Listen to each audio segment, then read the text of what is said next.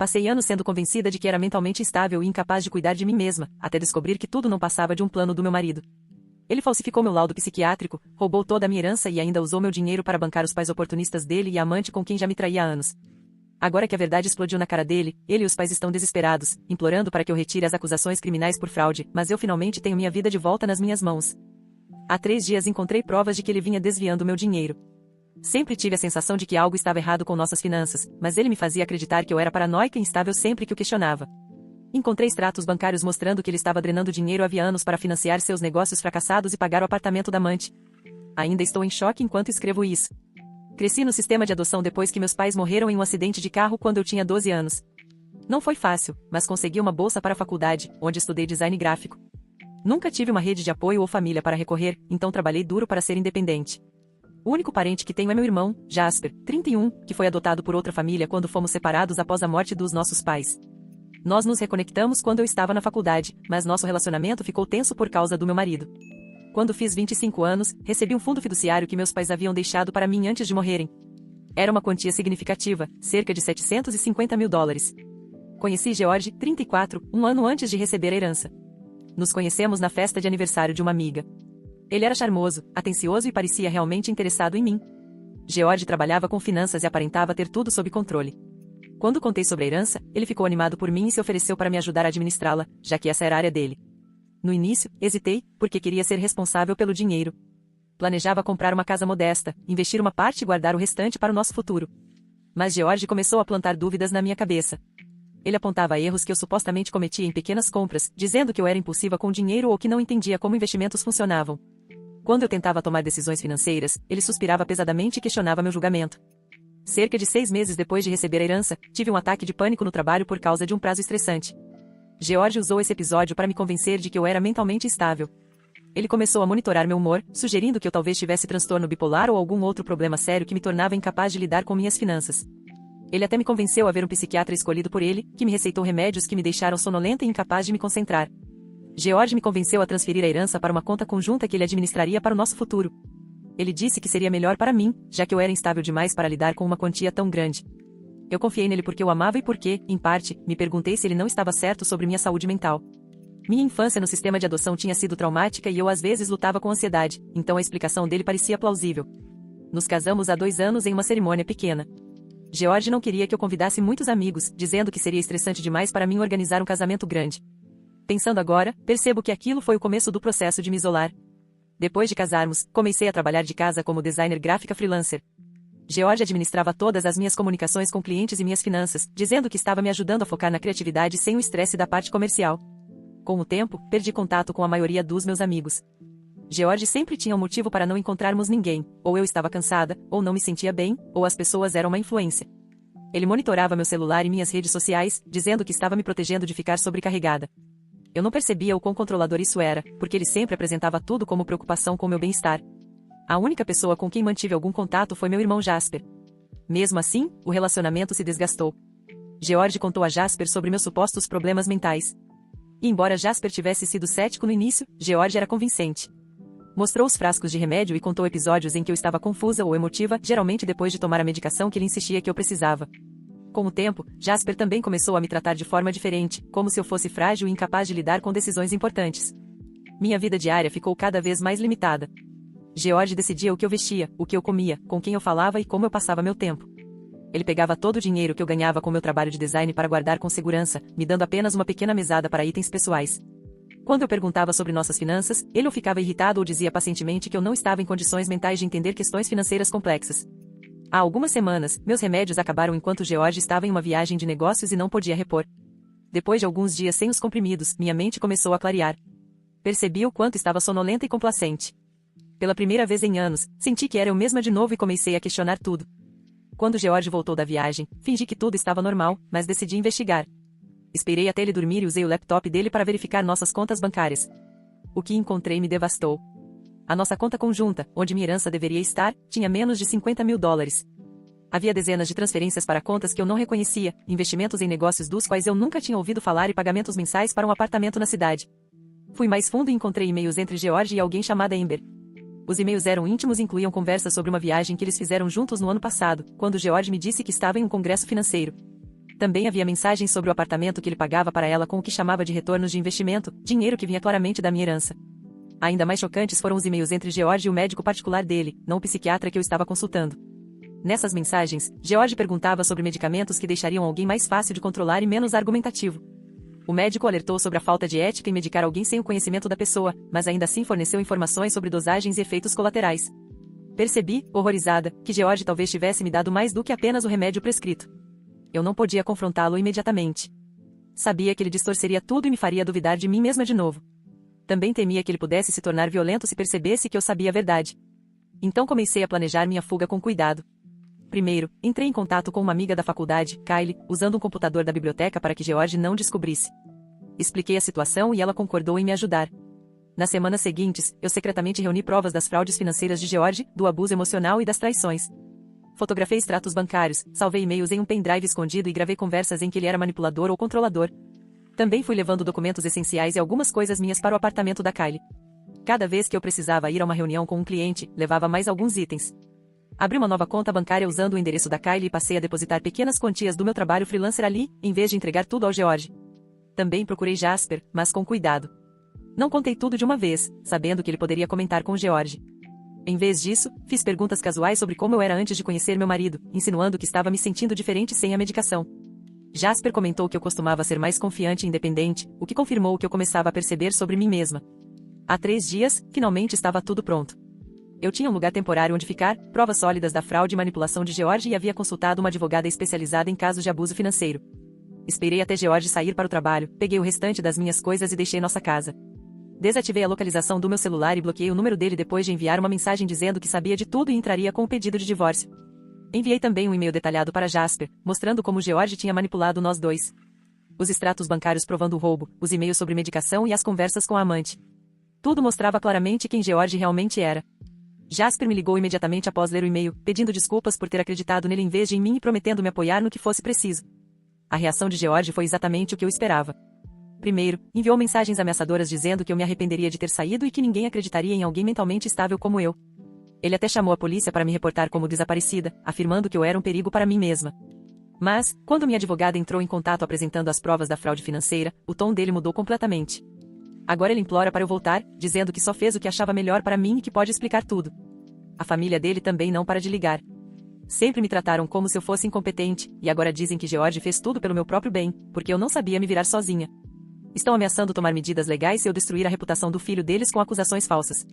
Estou ficando com a Kylie agora e tentando processar tudo o que aconteceu. Minha advogada diz que temos um caso sólido de fraude financeira e que podemos recuperar grande parte do que George roubou. Também passei por um novo psiquiatra, que confirmou que eu não tenho nenhum transtorno grave que me torne instável ou incapaz de cuidar da minha vida. Tenho apenas ansiedade, agora, estresse pós-traumático pelos anos de gaslighting e abuso emocional. Sinto como se estivesse acordando de um pesadelo longo.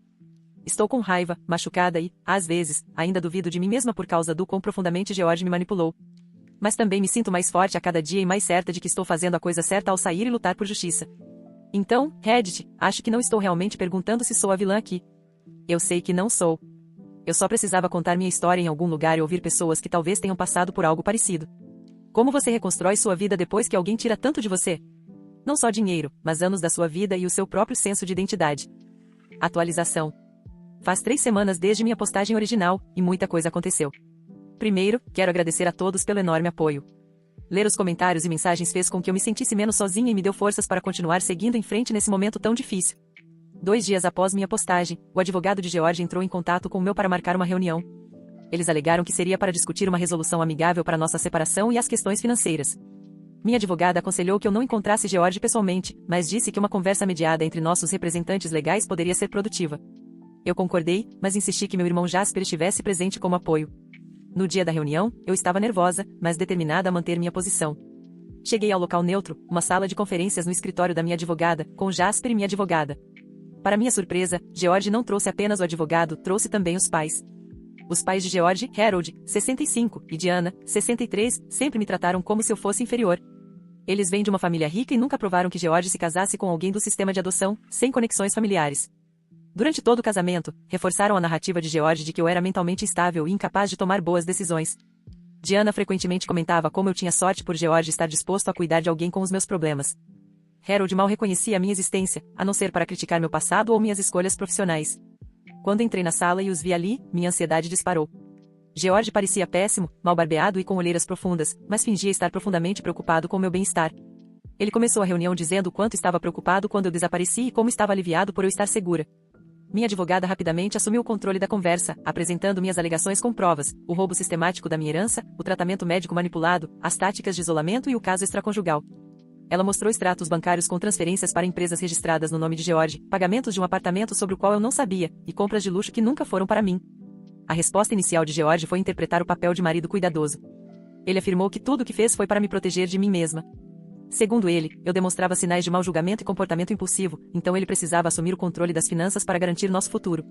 Disse que os negócios eram investimentos para nós dois e que só não me contava os detalhes porque minha fragilidade mental poderia me estressar.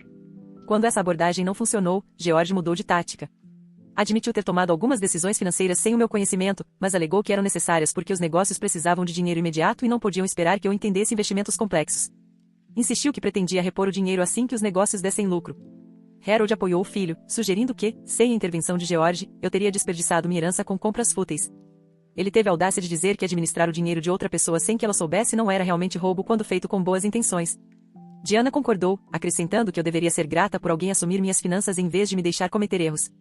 Minha raiva crescia, mas mantive a compostura. Eu havia me preparado para esse gaslighting e não deixaria que me manipulassem de novo. Então minha advogada apresentou provas que não tínhamos mostrado inicialmente, documentos confirmando que George usou minha herança para comprar uma propriedade de férias no valor de $300 mil no nome de Diana no ano passado. A atmosfera na sala mudou imediatamente. O rosto de Diana ficou vermelho e ela começou a gaguejar, dizendo que aquilo era um presente do filho e que não fazia ideia de onde o dinheiro tinha vindo. George ficou em pânico, claramente sem esperar que soubéssemos daquela transação. Harold exigiu saber do que ela estava falando, sugerindo que era a primeira vez que ouvia sobre essa propriedade. Minha advogada continuou, revelando extratos bancários com pagamentos mensais de $3.200 para um apartamento na cidade onde a amante de George, Amber, morava. Depois apresentamos e-mails impressos entre George e Amber discutindo o relacionamento e os presentes que ele comprava para ela usando meu dinheiro. A fachada de George desmoronou completamente nesse momento. Ele tentou negar o caso no início, alegando que Amber era apenas uma associada de negócios. Mas quando minha advogada mencionou que já havíamos entrado em contato com Amber e que ela estava disposta a testemunhar sobre o relacionamento de 2 anos, George simplesmente parou de falar e ficou olhando para a mesa. A reunião chegou ao ponto máximo quando minha advogada explicou que já havíamos consultado especialistas em fraude financeira do escritório do promotor.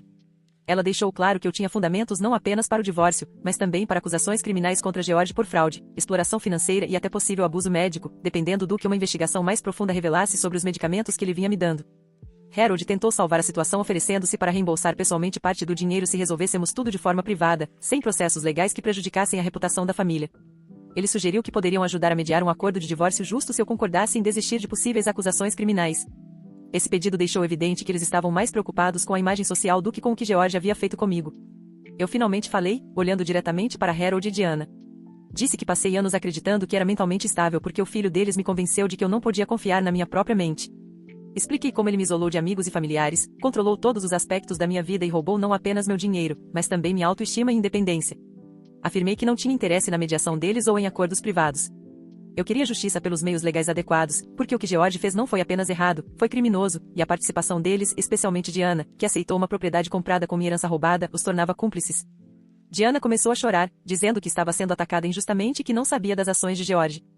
Harold exigiu que encerrássemos a reunião, alegando que precisavam consultar seus próprios advogados antes de continuar qualquer discussão. George permaneceu em silêncio, sem a máscara manipuladora de sempre. Quando a reunião terminou, George finalmente falou diretamente comigo, dizendo que nunca quis me machucar e que ainda me amava.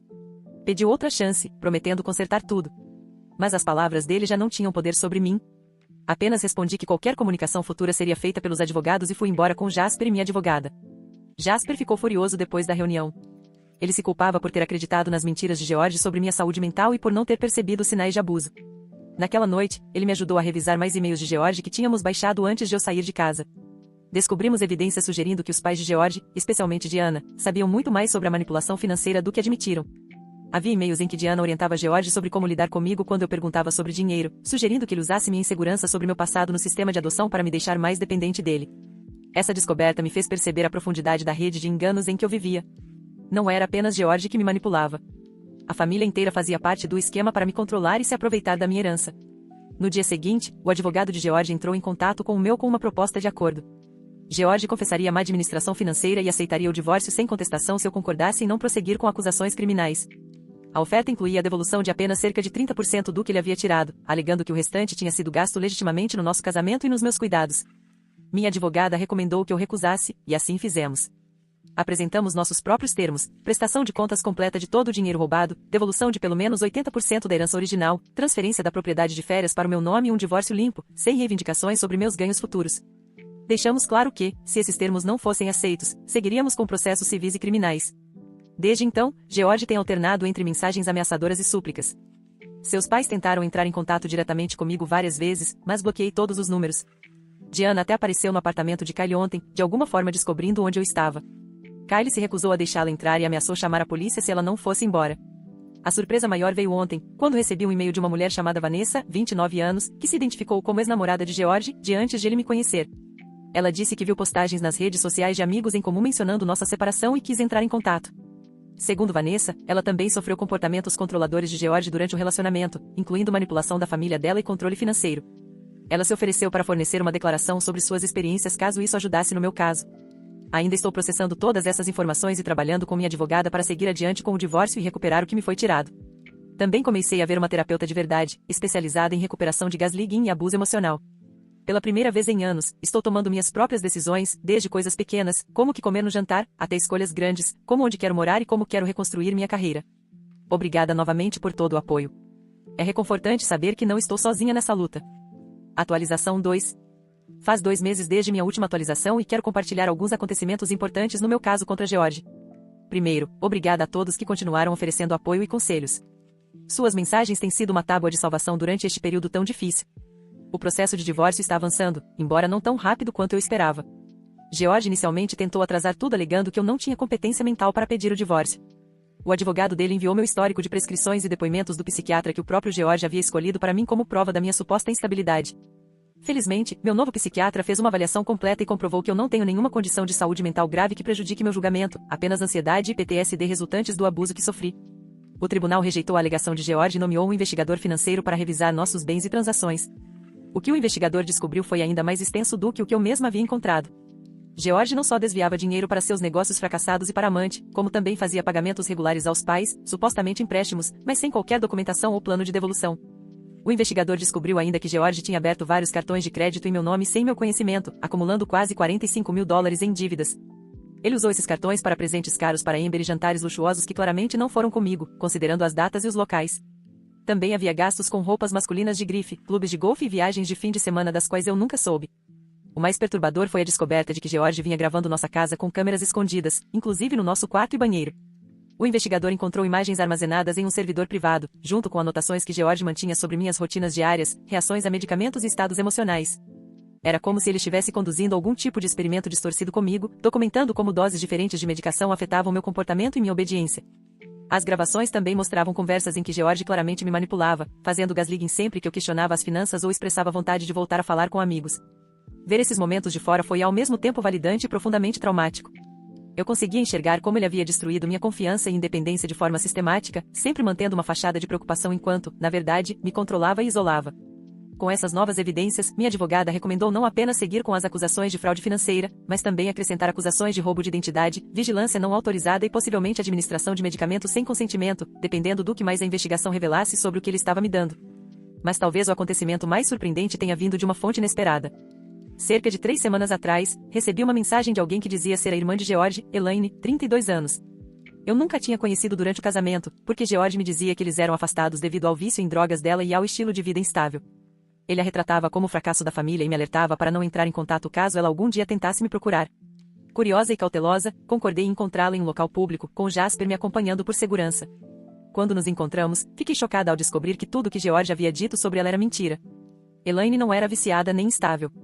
Era uma mulher equilibrada, articulada e que trabalhava como orientadora escolar. Ela realmente estava afastada da família, mas não pelos motivos que George alegava. Elaine explicou que se afastou anos atrás porque não suportava o comportamento manipulador da família, especialmente a forma como sempre protegiam George. Segundo ela, George tinha um padrão: procurava mulheres vulneráveis, isolava-as de suas redes de apoio e controlava suas finanças.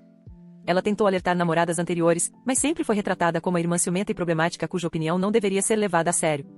O mais valioso em conhecer Elaine foi a visão que ela trouxe sobre a dinâmica familiar.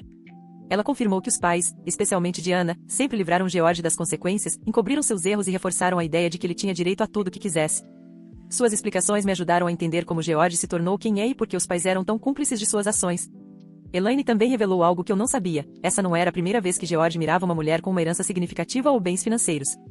Ela me contou sobre Melissa, uma mulher com quem George tinha saído cerca de 4 anos antes de mim, cuja avó havia deixado uma herança substancial. George convenceu Melissa a investir em um de seus empreendimentos, que fracassou de forma espetacular, fazendo com que ela perdesse quase tudo.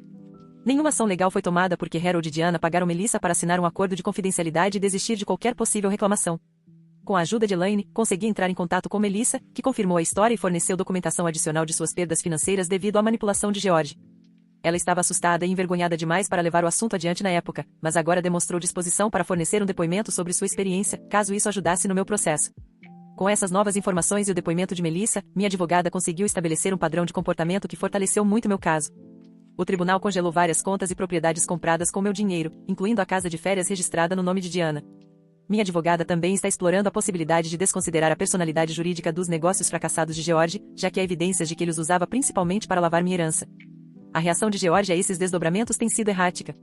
Quando o tribunal congelou a casa de férias, Diana me ligou em pânico, dizendo que não fazia ideia de que o imóvel havia sido comprado com meu dinheiro e oferecendo-se para transferi-lo de volta para mim se eu concordasse em não prosseguir com acusações criminais contra ela. Harold tem procurado conhecidos em comum, tentando arruinar minha reputação ao sugerir que estou tendo um surto mental e fazendo acusações falsas contra a família deles. George, por sua vez, parou com as mensagens suplicantes e voltou às ameaças e intimidações. Ele enviou um e-mail avisando que, se eu continuasse com o caso, ele divulgaria fotos e vídeos íntimos meus que seriam embaraçosos. Minha advogada registrou imediatamente isso como prova de abuso contínuo e tentativa de chantagem, o que fortaleceu o pedido de uma ordem de restrição, concedida pelo tribunal na semana passada. A ordem de restrição impede George de me contatar diretamente, de se aproximar do apartamento de Kylie, onde estou morando, ou de frequentar lugares que ele sabe que costumo ir. Ele também está proibido de falar sobre mim nas redes sociais ou com conhecidos em comum. Embora a ordem não impeça que ele tente dificultar minha vida de outras maneiras, ela me dá alguma tranquilidade ao saber que ele não pode se aproximar diretamente. Comecei a reconstruir meu negócio de design gráfico, entrando em contato com antigos clientes e explicando minha longa ausência como um problema de saúde, em vez de contar toda a verdade. Muitos têm sido compreensivos e ficaram felizes em voltar a trabalhar comigo. Também me conectei com um grupo de apoio a vítimas de violência doméstica que passaram por abuso financeiro e gaslighting, o que tem sido extremamente útil para processar tudo o que vivi. Jasper tem sido meu alicerce em tudo isso. Ele me ajudou a levar minhas coisas do armazenamento para um pequeno apartamento que aluguei recentemente, me acompanhou às reuniões jurídicas e ficou ao meu lado quando eu me sentia sobrecarregada pelo processo. Nosso relacionamento está mais forte do que esteve desde que éramos crianças. Ter apoio familiar significa tudo para mim neste momento. O caminho à frente ainda é longo, com mais batalhas legais e muita cura emocional pela frente. Mas, pela primeira vez em anos, sinto que estou no controle da minha própria vida e do meu futuro. Vou atualizar novamente quando houver novos desdobramentos significativos no caso. Obrigada a todos pelo apoio e pelos conselhos. Eles realmente fizeram diferença. Atualização 3. Faz 6 meses desde minha última atualização, e acredito que este será meu último post sobre o assunto, pois estou pronta para encerrar esse capítulo da minha vida. O ano passado foi o período mais desafiador que já enfrentei, mas finalmente estou começando a me sentir eu mesma de novo, ou talvez até uma versão mais forte de mim do que jamais fui. O divórcio foi finalizado há 3 meses. Apesar das tentativas de George de arrastar o processo, a quantidade esmagadora de evidências de sua fraude financeira e abuso emocional acelerou tudo. O tribunal decidiu fortemente a meu favor, ordenando que George devolvesse $680 mil da minha herança roubada, além de indenizações adicionais por danos emocionais e roubo de identidade. A casa de férias que havia sido comprada no nome de Diana foi transferida para mim, embora eu tenha vendido imediatamente e colocado o valor no meu fundo de reconstrução. George agora enfrenta acusações criminais por fraude financeira, roubo de identidade e vigilância ilegal. Ele foi preso há 2 meses e solto sob fiança enquanto aguarda o julgamento. O advogado dele tem pressionado por um acordo. Mas o promotor acredita que há evidências suficientes para buscar a pena máxima. Se condenado por todas as acusações, George pode pegar até 12 anos de prisão, embora minha advogada diga que uma sentença de 3 a 5 anos é mais provável, considerando que ele não tem antecedentes criminais. O que aconteceu com os pais dele foi inesperado. Quando ficou claro que George provavelmente seria condenado, Harold e Diana subitamente tentaram se distanciar dele. Alegaram que também tinham sido enganados, assim como eu, e que não sabiam nada sobre suas atividades criminosas. Essa narrativa rapidamente desmoronou quando Elaine apresentou e-mails mostrando que eles ajudaram ativamente George a criar documentos falsos para obter controle sobre a minha herança, sugerindo que tudo havia sido planejado desde o início do nosso relacionamento. Diante da possibilidade de enfrentarem acusações criminais por conspiração para cometer fraude, Harold e Diana ofereceram um acordo. Concordaram em pagar uma quantia substancial como compensação financeira e fornecer testemunho contra George em troca de imunidade contra processos. Fiquei dividida quanto a aceitar esse acordo, pois parte de mim queria que eles enfrentassem todas as consequências pelos próprios atos. Porém, minha advogada explicou que o testemunho deles fortaleceria o caso contra George e garantiria que ele não conseguisse escapar de penalidades sérias. O acordo com Harold e Diana incluiu uma cláusula de confidencialidade sobre o valor exato que pagaram, mas posso dizer que foi suficiente para restaurar completamente minha situação financeira ao que deveria ter sido caso George nunca tivesse roubado de mim. Eles se mudaram para outro estado desde então, aparentemente envergonhados demais para enfrentar seu círculo social depois de o escândalo ter se tornado público na comunidade deles. Amber, a amante de George, entrou em contato comigo por meio da minha advogada depois de ter sido interrogada pelos investigadores. Ela afirmou que não sabia que George era casado quando se envolveram e que só descobriu a verdade cerca de um ano depois. A essa altura, disse que George já tinha convencido de que eu era mentalmente estável e que ele planejava me deixar assim que organizasse meu cuidado. Embora eu tenha minhas dúvidas sobre o quanto ela realmente sabia, ela forneceu um testemunho importante sobre os presentes e o dinheiro que George gastou com ela usando minha herança. Melissa e Vanessa, vítimas anteriores de George, também forneceram declarações à promotoria sobre suas experiências com ele. Seus depoimentos foram essenciais para estabelecer o padrão de George de explorar financeiramente mulheres vulneráveis. Outras 3 mulheres apareceram com histórias semelhantes depois que a prisão de George se tornou pública, embora seus casos fossem antigos demais para serem processados legalmente. Quanto à minha própria recuperação, fiz progressos significativos tanto pessoal quanto profissionalmente. Tenho visto uma terapeuta especializada em recuperação de traumas, especialmente relacionados a gaslighting e abuso financeiro. Por meio da terapia, passei a compreender como George explorou minhas inseguranças sobre minha origem no sistema de acolhimento e a falta de apoio familiar para me tornar dependente dele. Reconhecer esses padrões me ajudou a desenvolver limites mais firmes e a confiar novamente no meu próprio julgamento. Usei parte dos recursos recuperados para alugar uma casinha em um novo bairro, o que me deu um recomeço longe das lembranças da minha vida com George. Decorei tudo exatamente como quis, escolhendo desde as cores das paredes até os móveis, sem me questionar ou buscar a aprovação de ninguém. Pode parecer algo pequeno, mas depois de anos sem qualquer controle sobre meu próprio ambiente, isso tem sido incrivelmente libertador. Meu negócio de design gráfico tem prosperado desde que o restabeleci com um novo nome. Tenho sido seletiva com os clientes, escolhendo projetos que realmente me empolgam criativamente, em vez de aceitar qualquer coisa apenas por necessidade financeira. Também comecei a orientar jovens designers vindos do sistema de acolhimento, na esperança de oferecer o tipo de apoio que eu mesma gostaria de ter recebido no início da carreira. O aspecto mais curativo dessa jornada tem sido me reconectar com amigos dos quais George havia me isolado.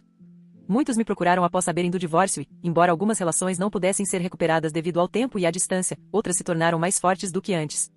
Essas amizades renovadas criaram uma rede de apoio que eu jamais imaginei ter novamente. Jasper e eu nos vemos regularmente agora, pelo menos uma vez por semana para jantar. Ele ainda enfrenta culpa por não ter percebido a manipulação de George antes, mas eu assegurei de que George era habilidoso em enganar e que não o culpo por ter sido enganado da mesma forma que eu fui. Nossa experiência compartilhada ao enfrentar essa crise nos aproximou de um jeito que não acontecia desde a infância. Elaine também se tornou uma amiga e aliada. Depois de testemunhar contra o irmão e os pais, ela ficou naturalmente dividida quanto ao seu papel em romper com a família, apesar da toxicidade deles. Nós nos aproximamos por causa das experiências parecidas de manipulação que vivemos com George e das decisões difíceis que tivemos de tomar para nos proteger. Agora que encerro este capítulo da minha vida, estou focada em seguir em frente, em vez de reviver o passado. Os processos legais contra George continuarão sem minha participação ativa, já que meu depoimento foi concluído. Tenho feito o que precisava para recuperar minhas finanças e minha independência, e agora estou escolhendo investir minha energia em reconstruir, em vez de buscar mais vingança. Quero agradecer a esta comunidade pelo apoio e pelos conselhos que vocês me deram durante todo esse processo.